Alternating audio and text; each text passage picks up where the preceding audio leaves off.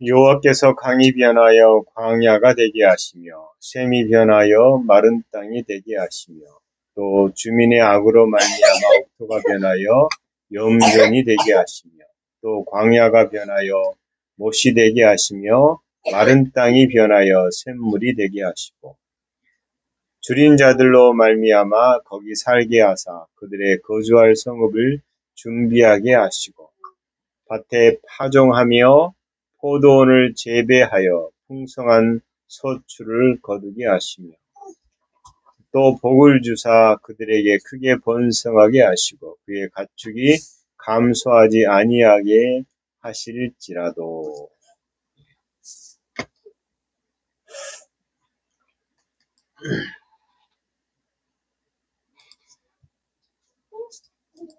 오늘은 하나님이 심으신 나라에 대해서 좀 하나님 말씀을 나누겠습니다.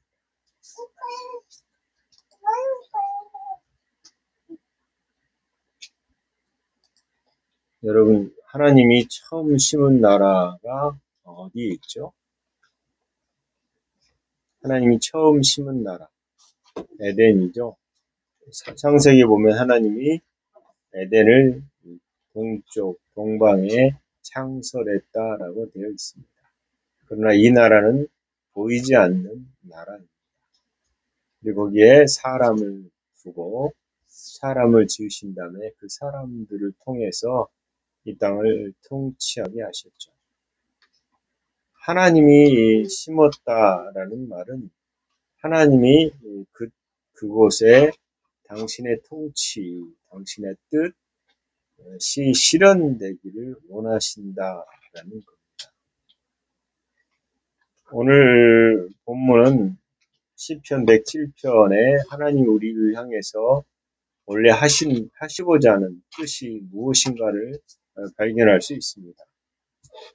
강이 변해서 광야가 되게 하시며 샘이 변해서 마른 땅이 되게 하시며 여기 저주 같잖아요. 그러나 그 주민 악으로 말미암아 옥토가 변하여 염전이 되게 하시며 광야가 변하여 못이 되게 하시며 마른 땅이 변하여 샘물이 되게 하시며 줄인 자들로 말미암아 거기 살게 하사 그들로 거주할 성읍을 준비하게 하시고 밭에 파종하며 포도원을 재배하여 풍성한 소출을 거두게 하시며 하나님은 우리를 향해서 재앙을 하거나 심판을 하시고자 하는 준비를 하시는 분이 아니시다라는 겁니다. 왜냐하면 에덴을 지으실 때 에덴은 풍성했습니다. 그게 하나님 뜻입니다. 풍성하다라는 말은 이 땅에서 그 풍성함을 누리는 것이죠.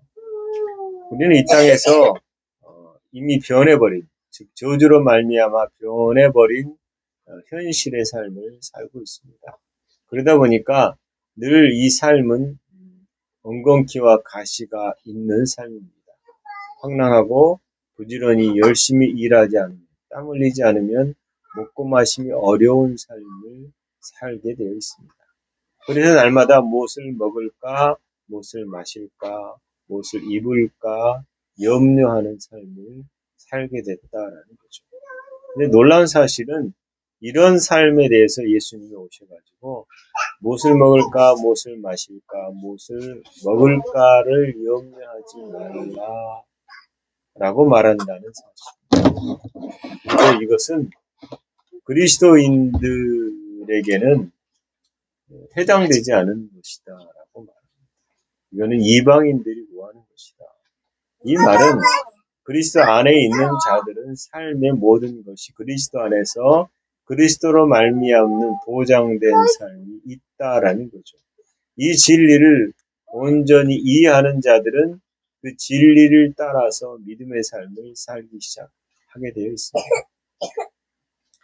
여러분, 하나님 우리 가운데 새로운 시작을 하실 때는 시작은 항상 씨앗으로 시작합니다. 즉 새로운 피조물이든 혹은 아담이 이 땅에서 시작할 때처럼 모든 것은 완벽하지만 그 완벽한 자가 우리가 얼마나 완벽한 존재인가에 대한 이해가 필요하다는 거죠. 그래서 그 완벽함에 대한 삶을 살아가기 위해서 필요한 것이 성장이라는 것입니다. 자라고 또 자라나는 것이죠.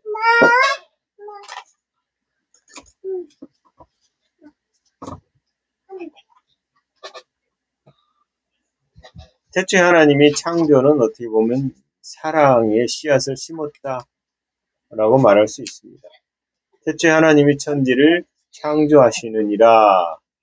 모든 시작은 하나님께 있습니다. 무로부터 창조하신 하나님이 질서와 아름다운 세계를 시작하셨습니다. 그 창조는 단순히 유토피아의 꿈이 아니라 하나님을 경배하는 질서를 누리는 그런 실제다라고 말할 수 있습니다. 여러분, 저는 아직 천국을 가지 못했습니다. 그리고 가보지도 않았습니다. 그리고 그것이 어떤 곳인지는 자세하게 알 수가 없습니다. 그리고 그렇게 자세하게 알 필요는 없습니다. 왜냐하면 우리를 하나님 이 땅에 보내심은 이 땅을 보내셔서 이 땅에 대한 삶을 하나님 나라로 실현되길 원하셨지, 우리가 천국 것을 계속 배달해서 그것을 보여주고 어떤 곳이지 어떤 곳이다 라고 말한다면 그것은 굉장히 위험합니다. 그 이유는 뭘까요? 왜곡될 수 있기 때문입니다. 왜냐하면 천국은 우리의 이성적 이해로는 이해되지 않는 것입니다. 합리적이지도 않은 것처럼 아주 아름답고 평안하고 황홀스럽고 굉장한 곳이지만 우리가 살아온 이 현실에서는 이해가 되지 않아요. 제가 유튜브 동영상인가 짧은 동영상을 잠깐 봤는데 아이가 눈 뜨고 환상이 열려서 자기 먼저 간 아빠를 보는 장면이에요. 아빠다 그러면서 눈물을 흘려요. 아빠가 너무 아름답다. 아빠가 잘 지내는 거에 대해서 이 아이가 그리고 아빠 잘 지내라고 그 눈물 흘리는 장면인데 아빠가 너무 멋있고 너무 아름답다라고. 이 말이 뭡니까? 우리의 삶은 이 하나님의 세계를 이해할 수 없고 상상해도 상상이 잘 안 되는 것이죠. 그러나 하나님은 그것을 주목하라고 하지 않습니다. 주목하라는 말은 말씀을 주목하라. 즉 이미 잃어버린 그 나라를 이 땅에 어떻게 실현할 것인가. 하나님은 에덴이라는 것이 단순히 어떤 공간이 아니라 그곳에서 하나님의 통치를 이루는 자를 부르시고 그 통치를 이루는 자를 세우신 다음에 그가 이 땅을 다스리기를 원하셨다라는 겁니다.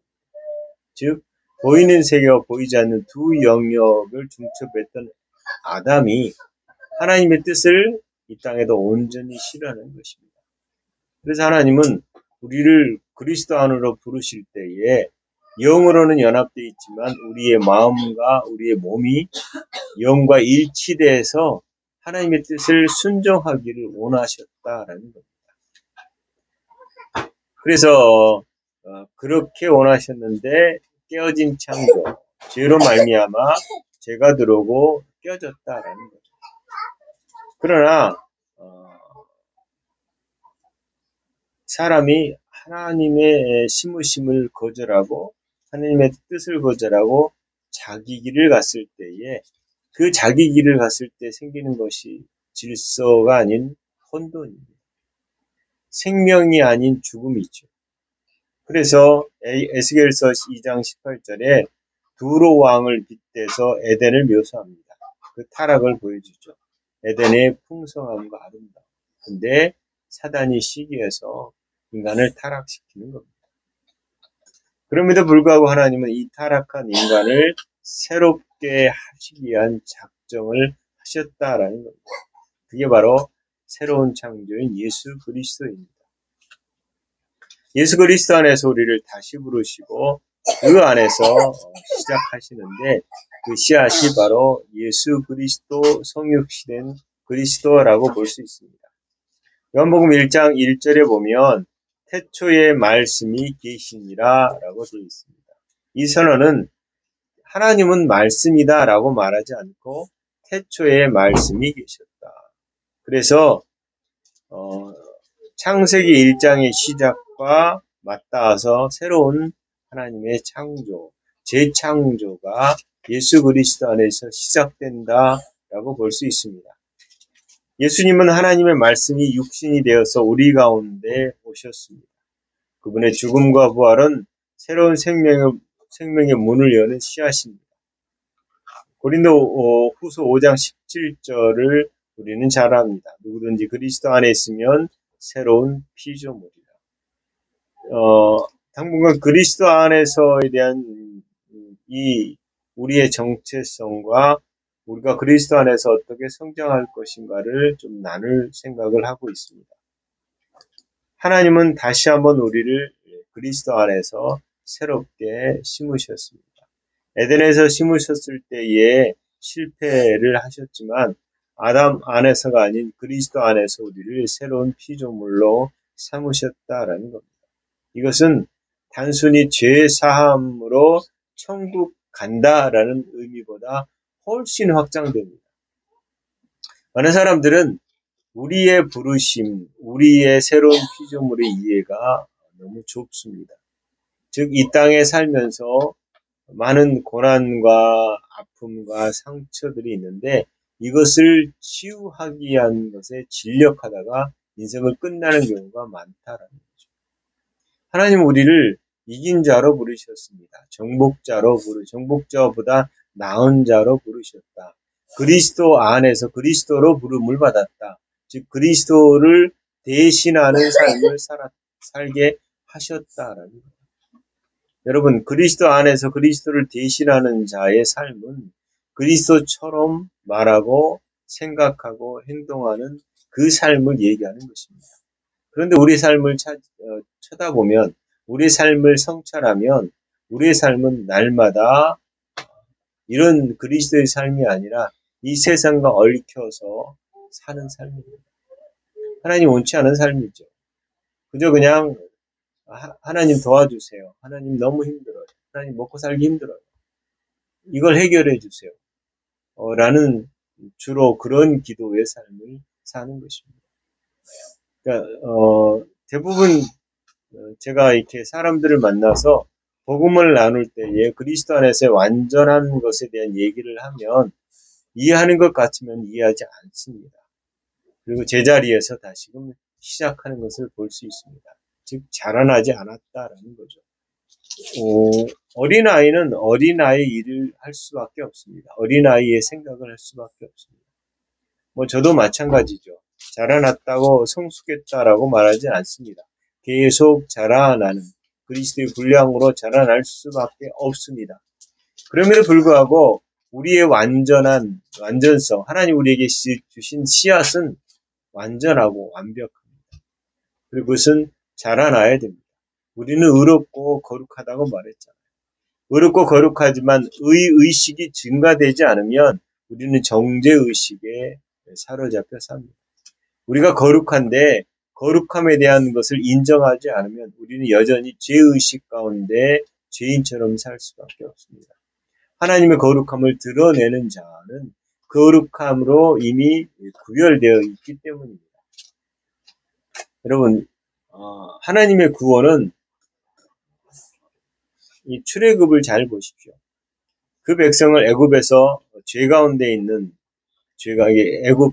애굽은 죄를 상징하거든요. 죄 가운데서 구출하시고 약속의 땅으로 보내셨습니다. 그래서 이것은 역사적 사건이 뿐만 아니라 어떻게 구원을 하셨는가에 대한 모델이라고 말할 수 있습니다.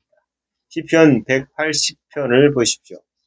주께서 한 포도나무를 애굽에서 가져다가 민족들을 쫓아내시고 그것을 심으셨나이다. 이스라엘은 하나님의 포도나무요 감람나무로 자라게 나게 하셨습니다. 그러나 불순종은 그 열매를 망가뜨렸고 예수님은 그 포도나무의 참된 실체로 오셨다라는 겁니다. 나는 포도나무요, 참 포도나무요, 내 아버지는 농부다 라고 말합니다. 예전에 자기가 감람나무라고 말하는 사람이 있었습니다. 그 중에 하나가 지금 김노아라는 목사입니다. 제가 기자 시절에 그 집단의 비판하는 기사를 썼다가 나중에 토론하자고 해서 그 소굴로 들어갔다가 붙잡힌 적이 있습니다. 자기가 감람나무래요. 그런데 참 감람나무요, 참 포도나무는 예수 그리스도이십니다.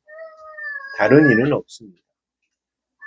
여러분, 그리스도 안에서 우리는 중생, 거듭난 자들입니다. 거듭났다라는 말은 하나님의 생명이 우리 가운데 들어와서 그 생명으로 살기 시작했다. 근데 예수님은 예수 그리스도 안에서 생명을 얻었을 뿐만 아니라 그 생명이 풍성해지기를 원한다. 풍성해진다라는 말은 우리 안에 있는 하나님의 생명이 우리 삶의 모든 영역에서 충만해진다. 그것을 저는 성령 충만으로 봤습니다. 성령 세례를 받은 자들, 예수 그리스도 안에서 중생한 자들은 다시금 그 중생한 자들이 하나님의 생명의 충만함을 입어야 됩니다. 그것은 우리 가운데 있는 생수의 강이 흘러 넘치는 거지요. 그래서 한 주간에 제가 쭉 생각해보고 성령 세례, 성령 충만이 뭔가에 대해서 점검하고 기록한 것이 있습니다. 성령 충만이다라는 말은 다시금 성령이 들어오신다라는 의미가 아니라 우리 안에 있는 성령께서 우리의 삶의 모든 영역을 다스리기 시작하신다라는 거예요. 우리는 예수님 안에서 분명히 새로운 피조물이지만 우리의 삶의 모든 영역을 그분이 다스리도록 내어드리지 않습니다. 예배나 하나님 아는 것이나 이런 부분에서 어떻게 보면 성령이 충만하길 원하고 은사적인 부분에서 성령의 은사가 나타나는 것을 원하지만 우리의 삶의 모든 영역에 그러지 않습니다. 가령 예를 들면 이런 걸 본 적이 노아 방주 얘기인데요. 노아 방주가 발견됐어요. 그리고 탐험대들이 그 노아 방주 안을 들어가려고 할 때에 방주 안은 여러 곳에 칸들이 있고 그 칸들이 다 갇혀 있어 열려 개방된 적이 없는 거죠.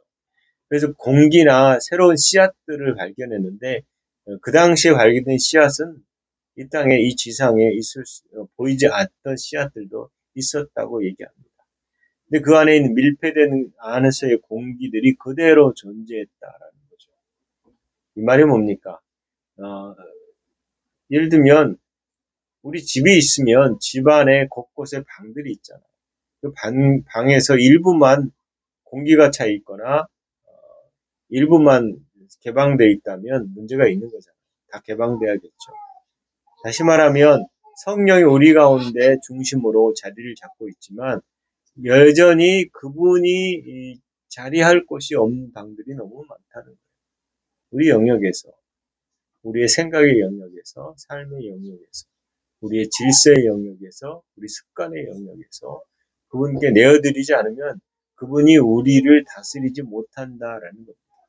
그래서 성령의 충만이다라는 것은 하나님 우리 가운데 예수 성령을 주시고 이 성령께서 우리 삶의 모든 영역에 흘러 들어가셔서 우리를 바꾸실 때에 우리는 자라나는 증언들을 하게 된다. 하나님은 분명히 우리 가운데 씨앗을 하나님의 생명을 심으셨습니다. 그러나 하나님의 전략, 이 자라나는 것에 대한 관심이 없으면 우리는 여전히 어린아이로 있을 수밖에 없습니다. 하나님은 우리를 복음으로 심으시고 복음으로 자라날 때에 복음의 이해에 대한 전반적인 것이 필요하다라는 아침에 생각났던 게 뭐냐면 예수님께서 분명히 말씀하시기를 내 나라는 이 나라에 속하지 않았다. 나는 이 땅의 왕이 아니다. 즉, 이 땅은 사단이 임금되어서 믿지 않는 자들의 왕노릇하는데 난 그들의 임금이 아니다라고 말씀하십니다.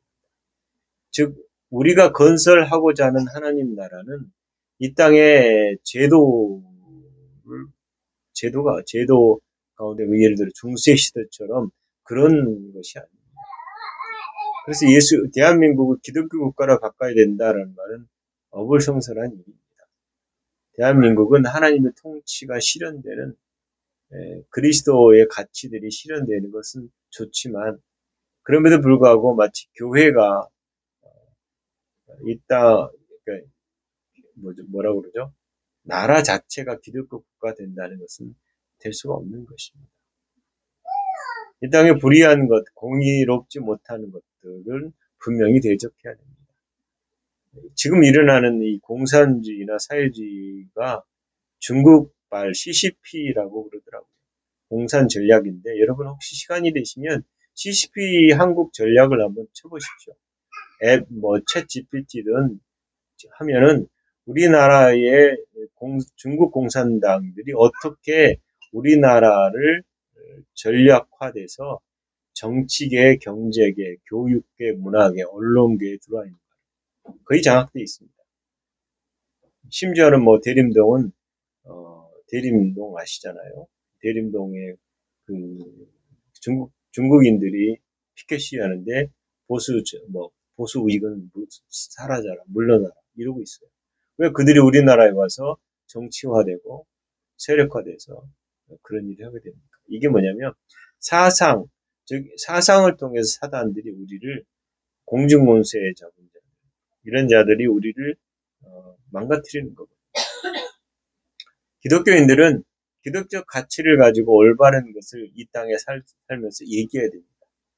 즉 그리스도 안에서 하나님 우리를 부르신 그 부르심에 대한 올바른 이해를 가지고 있으면 결코 지금 시대에 일어나는 일들을 따라가지 않을 겁니다. 교회 안에 들어온 이 좌익 사상들, 사회주의 사상은 그럴듯한데 인권도 이미 포장된 잘못된 인권을 가지고 있죠. 제가 한 유명한 목사님이죠. 그 목사님이 성추행범으로 알려져 있어요. 근데 그분 성추행한 적이 없거든요. 근데 그 뒤에 기독교 단체가 아주 세밀하게 아주 깊숙하게 관여돼서 성폭력 상담소 비슷한 그런 역할을 하는 곳인데 그 목사님을 매도합니다. 그리고 제가 기사를 그분의 문제를 좀 썼더니 항의를 하는데 그분을 향해서 뭐라고 얘기하냐면 성추행범 누구누구 목사라고 써야 된대요. 저는 그 말을 듣고 좀 아연실색했습니다. 왜냐하면 그분은 자신의 실수, 그것도 성추행을 할 목적이 한 적이 없고 그냥 생각 없이 했던 행동이 문제가 됐던 거거든요. 그것을 시인하고 교회 앞에서 다 시인하고 다 시인했어요. 자기가 잘못한 실수에 대해서 목적을 가지고 한 적이 없어요. 그러나 그 실수를 얘기하고 용서를 구했고 그리고 교회의 거의 90% 이상이 그 목사님을 시를 했어요. 그럼에도 불구하고 이분은 사임을 했습니다. 그런데 그분을 향해서 교회가 용서하고 본인이 회개했다면 그것에 대해서 성추행범이라고 말해서는 안 되는 거거든요. 그런 식으로 그 논리를 가지고 교회 안에 들어오면 여러분 다윗은 살인자요, 간음한 자요 이렇게 살인자 다윗이라고 얘기해야 됩니다. 무슨 말이냐면 올바른 것을 분별하고 본인이 하나님 앞에 회개했다면 그것으로 끝나는 문제거든요. 회개하지 않고 그것을 반복한다면 그거는 문제가 있는 거죠. 즉 교회 안에서 정의와 공의라고 앞세우면서 실제로는 성경적인 부분들을 반대하는 악한 주의와 이즘이 교회 안에 들어와 있다라는 겁니다. 그러다 보니까 동성애를 신학화시킨 어떻게 동성애를 신학화할 수 있어요? 신학이라는 것은 하나님을 향한 것인데 하나님이 죄라고 얘기하는 것을 신학화한다는 것은 악한 일이 되는 것입니다. 우리는 공동체로서의 부름을 받았습니다. 그러면서도 개개인의 부름을 받았습니다. 교회는 공동체이자 개개인의 하나가 된 연합체로서의 그리스도의 몸으로 성장하게 되어 있습니다. 우리가 어떤 부르심을 받았습니까? 각각의 부르심이 있습니다. 그것은 하나님이 창세 전에 우리를 향해서 세워놓은 계획들이다라는 사실입니다. 그 계획들에 대한 관심이 우리는 거의 없습니다. 어떤 계획을 가지고 있느냐? 내가 이 땅에서 어떻게 성공하고 상에 올라갈 것인가에 대한 고민들입니다. 어떻게 하면 더 풍성하고 어떻게 하면 더 누리고 그런 육신적인 것에 더 사로잡혀 있다라고 볼 수 있습니다. 그러다 보니까 내 계획을 하나님 앞에 아뢰고 실현되기를 원한다라는 하나님 우리를 향해서 그렇게 말씀하지 않습니다. 내가 너를 향한 생각, 너를 향한 뜻을 좀 살펴봐라. 계속해서 지속적으로 제가 하나님 앞에 지금도 묻는 게 있습니다. 하나님 어떻게 하면 좋겠습니까? 어디로 가야 됩니까? 내가 어떤 것을 결정해야 됩니까? 라는 것들입니다. 하나님은 개인뿐만 아니라 공동체적으로도 우리에게 계획을 가지고 있습니다. 이 민족을 향한 계획이 있고 이 땅의 대한민국 교회를 향한 계획이 있고 개개 교회에 대한 계획이 있으시고 그 교회 안에 있는 공동체 각각의 나 자신, 개인의 자신에 대한 하나님의 부르심이 있다라는 겁니다. 그래서 바울이 나는 심고 아볼로는 물을 주되 자라나게 하시는 이는 하나님이시니라 라고 말합니다. 교회는 그리스도 안에서 그리스도의 몸으로 존재합니다.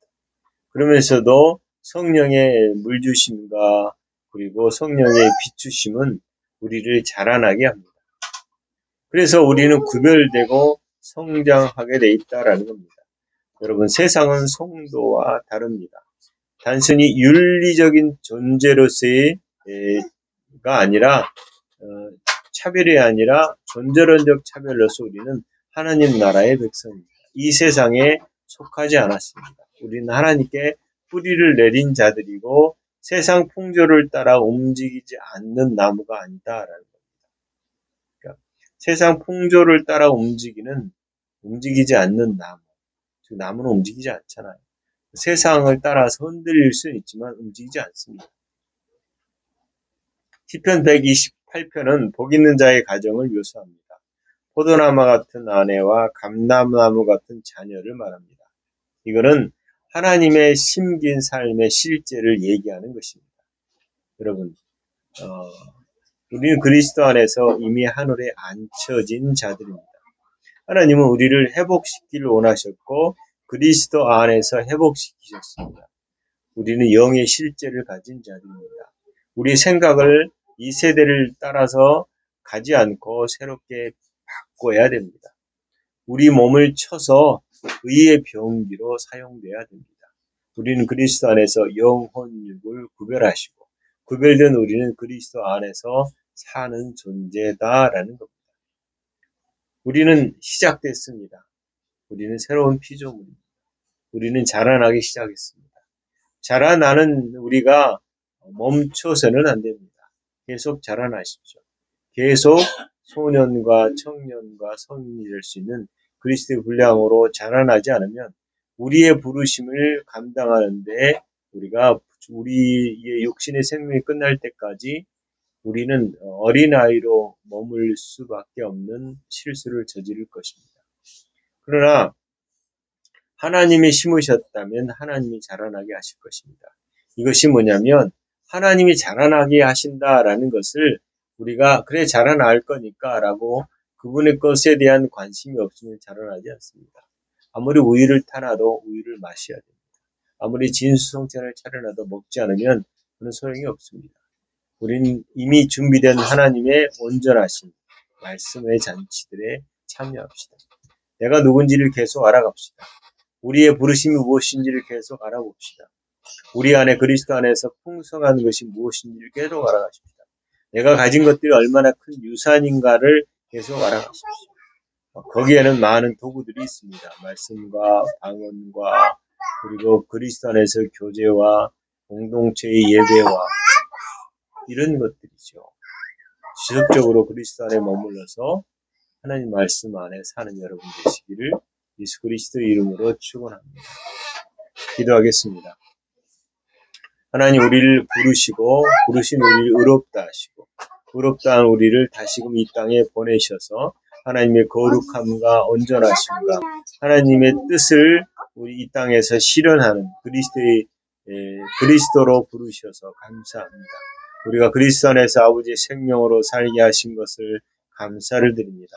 주님이 심으셨으므로 자라나게 하시되 우리가 그 자라남에 관심을 갖고 날마다 말씀 안에 서고 그 말씀을 고백함으로 하나님이 우리에게 주신 그 위대한 부르심을 감당하는 저희들 되게 하시옵소서.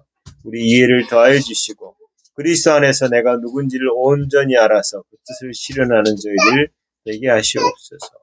참으로 감사드립니다. 예수님 이름으로 기도합니다. 아멘.